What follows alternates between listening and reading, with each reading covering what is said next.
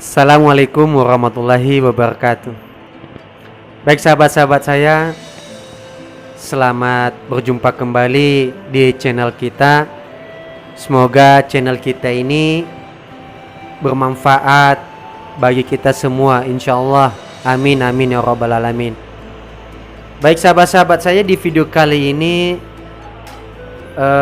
saya coba akan menjawab sebuah pertanyaan dari sahabat kita atau subscriber kita yang soleh, insyaallah. Amin amin rabbal alamin. Jadi pertanyaannya begini ya sahabat-sahabat saya. Tapi sahabat-sahabat saya, sebelum saya menjawab, jika ada sahabat-sahabat semua yang belum subscribe, like atau share, tolong di subscribe ya sahabat-sahabat saya, karena dukungan sahabat-sahabat semua itu yang membuat saya semangat untuk membuat konten-konten seputaran bekam, insyaallah. Baik sahabat-sahabat saya, terima kasih yang sudah subscribe. Semoga sahabat-sahabat semua dalam lindungan Allah Subhanahu wa taala. Baik sahabat saya, di pertanyaan ini, Pak, bagaimana setelah dibekam ada gejala demam? Nah, ini sahabat-sahabat saya. Jadi artinya setelah dibekam pasiennya memiliki gejala demam. Jadi pertama-tama ya sahabat-sahabat saya, sebelum kita menanganin seorang pasien, pertama-tama dulu kita harus komunikasi dulu ya sahabat-sahabat ya. Jadi komunikasi itu perlu. Jadi kita harus menanyakan keluhannya atau keadaannya. Nah, itu yang pertama ya sahabat saya. Jadi setelah kita menanyakan keluhannya atau menanyakan keadaannya, maka baru kita ambil tindakan ya sahabat saya. Jadi gejala demam setelah dibekam ya sahabat saya, ada dua yang kemungkinan besar ya sahabat-sahabat saya, yang pernah saya tangani ya. Saya juga pernah menanganin, habis dibekam dia terasa gejala demam. Jadi pertama sekali sahabat-sahabat saya, sebelum dibekam kita harus melakukan pengukuran darah atau tensi ya sahabat-sahabat saya. Biasanya saya memakai seperti begini ya sahabat saya. Seperti begini tensi. Seperti begini tensi, seperti begini sahabat. Dia seperti begini tensinya, untuk mengetahui tekanan darahnya. Itu pertama, kita harus tensi dulu ya sahabat-sahabat saya. Pasien itu harus kita tensi. Kenapa harus kita tensi? Karena setelah dibekam dia bisa demam dikarenakan tensinya rendah ya sahabat. Jadi dia memiliki tekanan darah rendah, sehingga badannya lemas.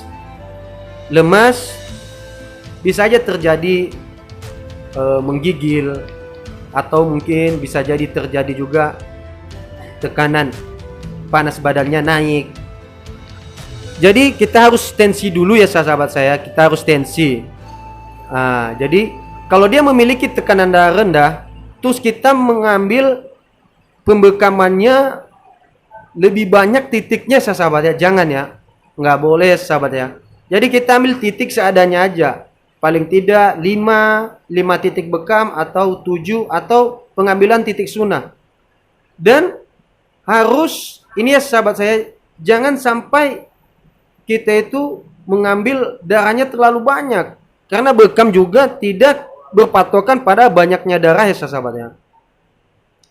Itu bisa kalau kita pengambilnya udah tekanan darahnya rendah, tuh kita ngambil titiknya lebih banyak, maka akan berakibat ini ya sahabat, berakibat fatal, bisa terjadi gejala demam, atau bahkan bisa terjadi pingsan ya sahabat saya. Ada beberapa juga itu kejadiannya karena tekanan darah rendah,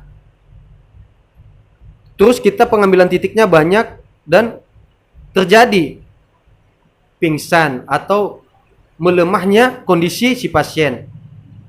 Nah, itu pertama ya sahabat saya. Terus kedua, kenapa setelah dibekam terjadi gejala demam? Nah, begini sahabat.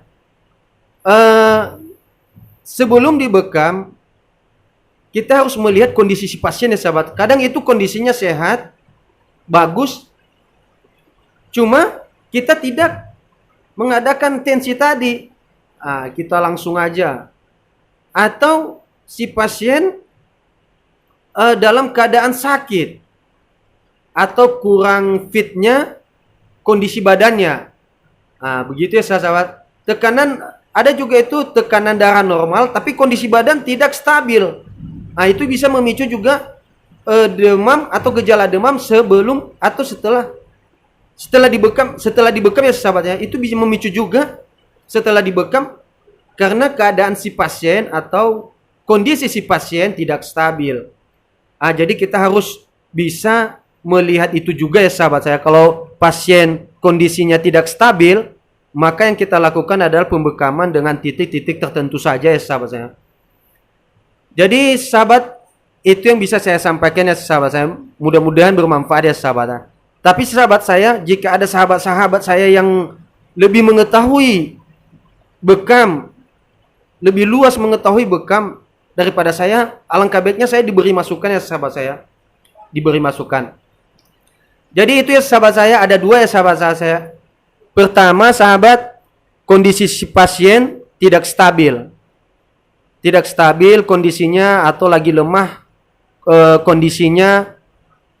Yang kedua, tensi tekanan darahnya rendah. Itu ya sahabat. Ada dua ya sahabat. Jadi bagaimana cara mengantisipasinya sahabat?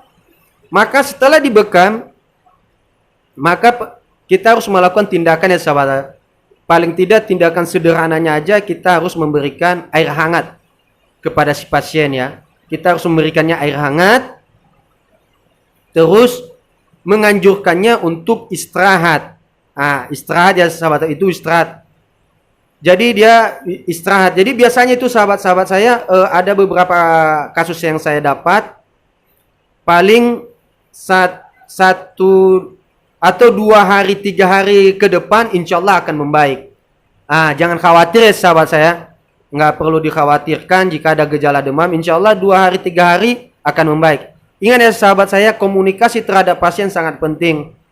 Kita harus tetap komunikasi kepada pasien agar si pasien juga merasa diperhatikan ya sahabat saya. Jadi sahabat-sahabat saya, itu yang bisa saya sampaikan. Mudah-mudahan video ini bermanfaat.